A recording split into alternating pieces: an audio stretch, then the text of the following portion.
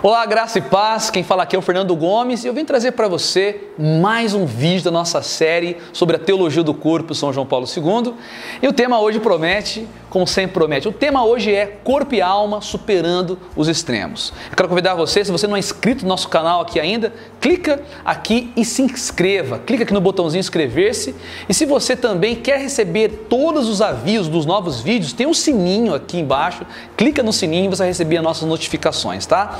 Se você gostar, no final, compartilhe esse vídeo para que mais pessoas possam ter acesso a esse conteúdo que você vai receber de valor agora. Vamos lá então. Corpo e alma vencendo os extremos. Gente, nós estamos aí conversando, eu estou trazendo para vocês aqui em conta-gotas a teologia do corpo de João Paulo II. E se eu posso partilhar com você dos grandes benefícios, um dos grandes bens, né, que a teologia do corpo realiza na nossa vida, eu posso dizer que a teologia do corpo ela traz para nós uma visão positiva e integral da sexualidade humana. É um dos maiores benefícios que traz para a nossa vida é justamente esse.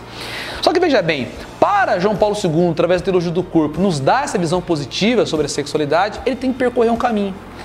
E o caminho que ele percorre é justamente nos apresentar a visão correta sobre o corpo, a visão correta e integral sobre o corpo. Ou seja, ele tem que falar claramente, e isso vai ficar bem claro nas suas catequeses, que a igreja nunca desprezou o corpo.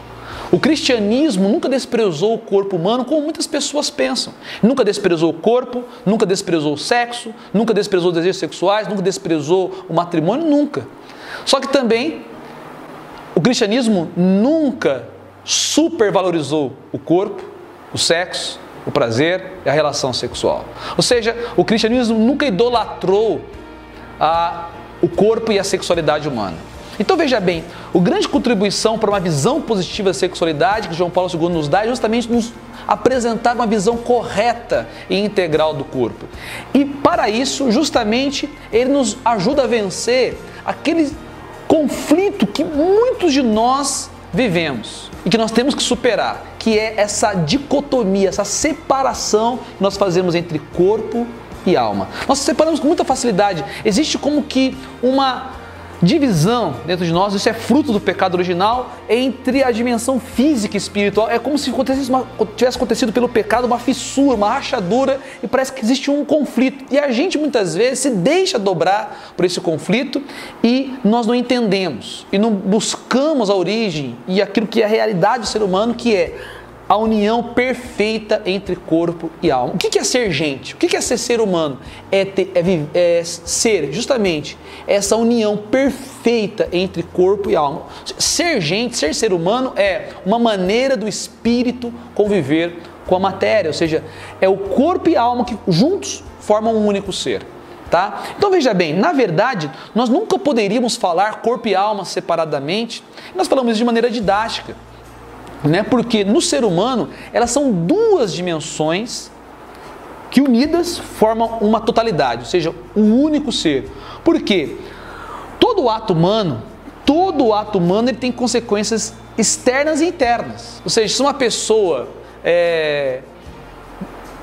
me xingar, ou seja, isso não vai ferir apenas eu, somente emocionalmente, mas também isso pode me trazer um mal-estar, eu posso ficar ansioso, o meu coração começa a bater mais forte, fico nervoso. Se uma pessoa me agride fisicamente, não é somente a dor no meu físico, eu sinto essa dor também na minha alma. Então, ou seja, tudo que um ser humano experimenta, ele experimenta no seu nível físico, também no seu nível espiritual. Então veja bem, essa totalidade existe. O que nós temos que vencer aqui? Nós temos que vencer o seguinte: a separação.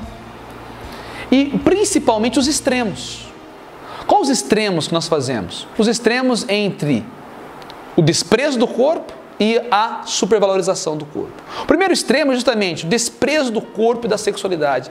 Esse é o primeiro extremo. Se a gente quer ter uma visão positiva sobre a sexualidade, a gente precisa ter uma visão correta sobre o corpo. Então nós não podemos desprezar o nosso corpo. E é verdade que houve tendências ao longo da história do cristianismo de uma demasiada exaltação do espírito em alguns grupos em detrimento da corporeidade, em detrimento do corpo. Ou seja, posturas, comportamentos de algumas pessoas, de alguns grupos que traziam um certo pessimismo sobre o ser humano, logicamente ferido pelo pecado, onde o corpo e a sexualidade também deveria ser rejeitado, deveria ser desprezado. Daí surgiu uma tendência em alguns ambientes de, sobretudo na prática, na moral, a gente desprezar tudo aquilo ou condenar aquilo que esteja relacionado ao corpo e à sexualidade, vê isso como pecado, vê isso como algo perigoso, ou no mínimo desprezível para quem quer ter uma vida de santidade mais elevada, uma vida espiritual mais elevada. Essa mentalidade atinge muitos cristãos, sobretudo aqueles que querem ter uma vida mais espiritual. Veja bem, essa mentalidade muitas vezes pega muitos de nós também, principalmente pessoas que querem viver uma vida de santidade, que querem viver uma vida casta, uma vida de pureza. Tudo isso é lindo, é maravilhoso e você tem que almejar isso. O que você não pode cair é no risco de entrar no caminho do puritanismo. O puritanismo é aquela postura onde a pessoa vê pecado em tudo, vê demônio em tudo, vê o mundo, seja com os olhos, na verdade, manchados, os olhos embaçados. Vê o mundo como se... e não vê a beleza de Deus na criação e o dom de Deus. Então, ou seja, o puritano, ele não concebe a sexualidade dele como um dom, mas somente como uma tarefa, como um dever. Só que veja bem, o dom e a tarefa caminham juntos. É preciso ter a noção do dever, mas é preciso acolher primeiro a sexualidade como um dom de Deus. Então veja bem, a igreja, ela nunca aceitou esse puritanismo. A igreja, ela sempre combateu todas as heresias que condenavam, que desprezavam o corpo. Ela sempre combateu as heresias que consideravam o corpo algo mau e o espírito algo bom. Ou seja, na prática, sempre houve grupos que acabavam se desviando e não absorvendo o verdadeiro, genuíno ensinamento da igreja.